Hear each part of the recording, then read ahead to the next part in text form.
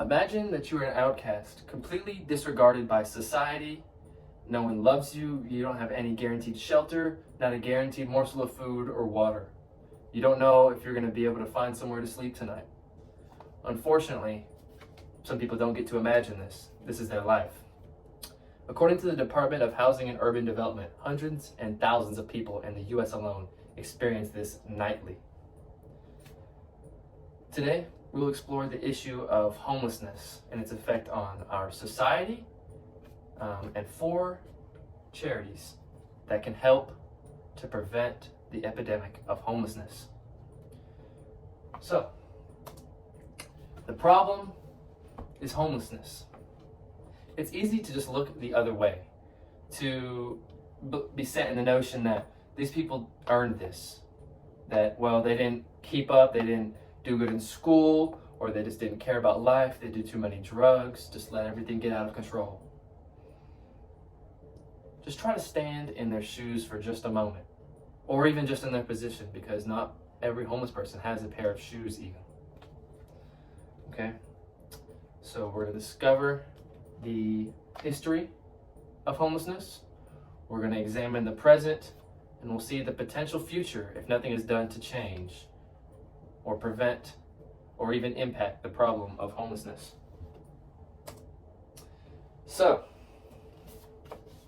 the National Institution of Health, homelessness has risen from 100,000 people recorded in the U.S. in 1980 to 400,000 in 1988. So just in a span of 8 years, 300,000 more people became homeless. Today there are around 582,000 homeless people, which is 2,000 up from last year alone. All right. Homelessness first began after the Civil War. After the Civil War was over, many people left their homes to try to find work or jobs.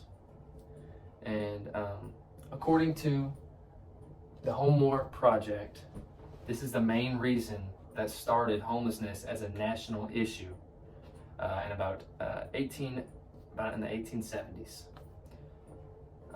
Youth homelessness emerged also because as men were leaving their homes to find jobs, their children were often stay behind and wait for them to find those jobs.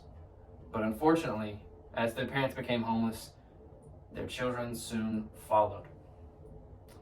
Many homeless people were put in jails overnight just because it became illegal to just try to sleep on the streets or panhandle. And according to the University of Washington, homelessness was mostly a result of failing to pay rent around the 1970s and forward. So, this was obviously kind of the beginning of the problem of homelessness. Even back in the day, it was easy to imagine that it couldn't have been that easy to be homeless because there's less, the rent was lower, there were more available jobs. Well, that wasn't quite the case.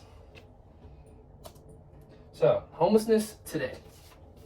According to the National Alliance to End Homelessness, 70% of all homeless people are individuals who are alone with no family or friends. Also, 34,000 unaccompanied youth or children account for the homeless population. So out of the 580,000, there are currently 32 to 34,000 children living alone on the streets, in barns, wherever they can find a place to rest their head. According to the New York Times, homelessness is rising at an alarming rate. Today, along as decades ago, the main reasons are the increase of housing and the cost of just living. Obviously, prices are inflating these days. Gas is going up, and of course, rent and just trying to buy a home is rising in this society. But unfortunately, the amount of jobs is not getting higher, and neither are the wages. So it's going to be hard for that to translate. According to the Housing and Urban Development, LA alone, the city of Los Angeles, accounts for 65,000 homeless people, with New York just trailing behind at 61,000 people. These huge cities are the main habitats for homeless people because, especially out there, the rent is extremely high. And for those people that are born into bad situations, it's not always an easy outcome. So let's move on to the potential future of homelessness if nothing is done to change. According to the U.S. Interagency Council on Homelessness, there's evidence that shows that the increase of rent prices comes along with a correlation of the homeless population. So every year, the percentage of average income that it costs to pay rent. So let's say right now, 28% of your income in a year goes to just paying rent or paying for housing bills. Every year, that goes up just a little bit. So just maybe 0.2% every year, or it's rising at an alarming rate. But along with that, there's a graph that shows that as it enters into about 32%, there's going to be a homelessness crisis until something is to be done to change it. So we must recognize that homelessness is a crisis that affects all of us. And we must do something to help these people, because you and I are only one or two shortcomings away from being in the same position. And we all know we would all want someone to care about us as well. So I'll be passing this on to Dergi Modesto, and he will talk about the Path Charity people attempting to help.